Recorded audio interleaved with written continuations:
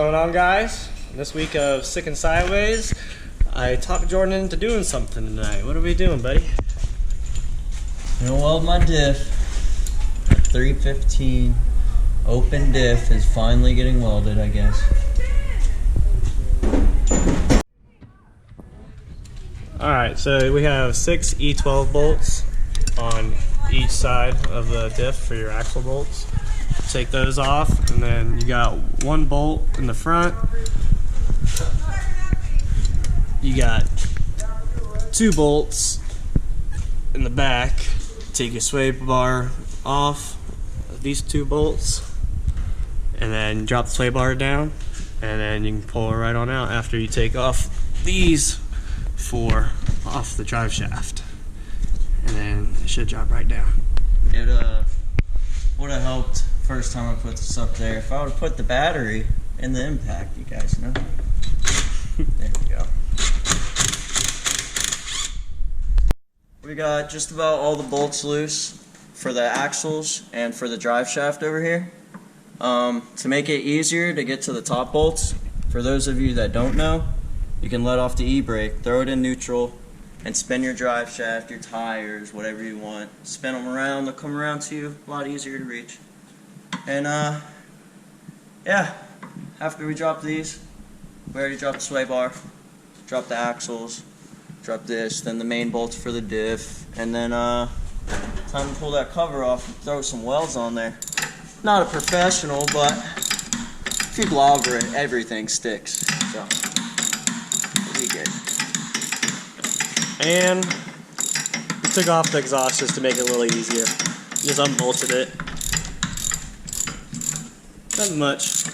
Oh yeah, couple and I bolts. got some new tires too, so for the welded. You know, they're not my drift spares. Not the drift spares, but we might be, you know, shredding these tires soon. Getting a little sick and sideways, if you know what I mean.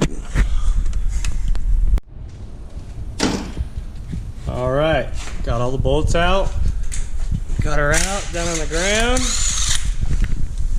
Now, you gotta take all these bolts off. What they are? 13s, I'm pretty sure? No. 13s? 16. No? 16s. And there's 1, 2, 3, 4, 5, 6, 7, 8. And there's your diff tag right there. Mine's really dirty, so you can't tell what it is. Once you take all those bolts off, you take the cover off and then drain her out. Get her nice and clean. Really good. Yeah, because you don't want this shit catching on fire.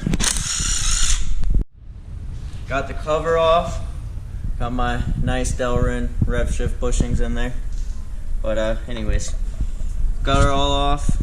She's nice and open for sure. No LSD here, boys. It's alright. Just weld in there, right in that corner, this corner, that corner. You spin her around. Oh, that diff fluid looks terrible. Anyways, Smells wonderful too. right there, in that corner, and that corner. You do not want to weld in here, down in here. You can add plates if you want. No big deal. As long as you weld these corners really good, you're good. Try not to weld anywhere on this little axle that pokes through, because that is your flanges, and you will not be able to remove them. We have a diff over there, literally. Yeah, we kind of, on our first time welding our diff, we sort of went a little overkill on it, and we ended up welding the output shafts in there, and we didn't know that there were M3 output shafts. We did not. Welded it. Knocked one out though. Yeah, we got one output shaft out, but we might try to grind that out later and possibly get the other one out, and we can use this other 315 for another project if you ever get another one.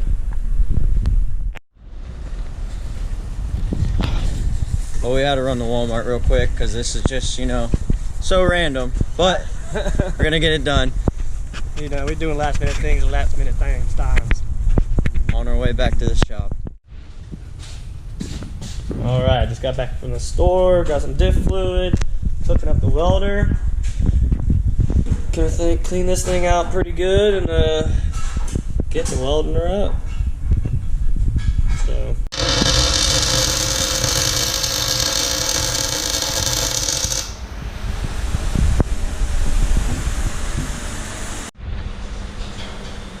Alright, so we're done welding.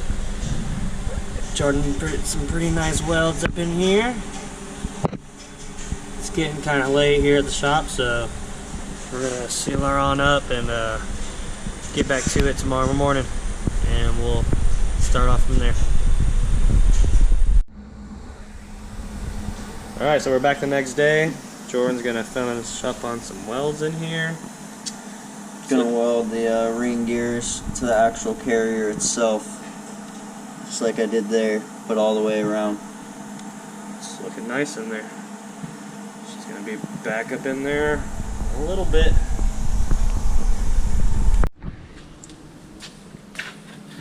Alright, so Jordan's got his welds done. Cleaned it on out. It's looking pretty nice in there. Time to fill her on up.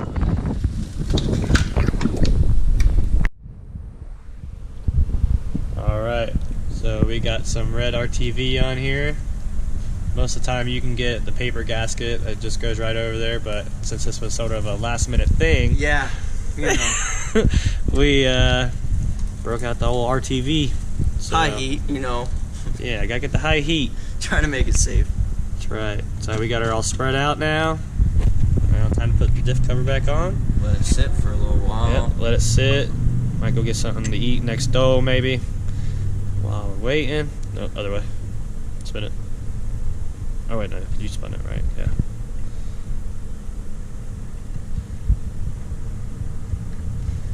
You can put 2 bolts on there so it's a little easier to line everything up. It's okay if you don't get it on there perfectly, you can move it around, it's not going to mess anything up. It's nice and easy, don't rush it. Yep, and also... When you rush car parts, you always mess up. Yep. I don't care who you are. Also, don't tighten them all the way when you first put it on. Just finger tighten them. And then once it's all dried, then you can tighten her down. So we'll be back in a minute. Alright, the diff's all up now. Just gotta throw on the exhaust. And it's time to drop her down. We might adjust the camber, so, you know, so I'm not wearing too much inner tire, but get all that adjusted and drop her down after the exhaust, and it's time to go rip her. I'm not playing either, boy. It's time to get SickNSideways. That's right, brother. Finally. Open diff days are over. Bam. Diff is back in.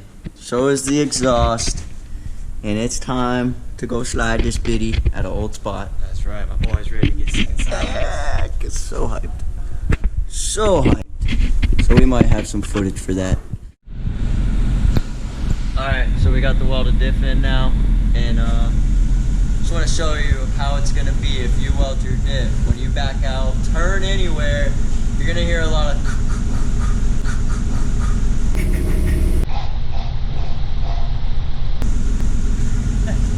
Alright.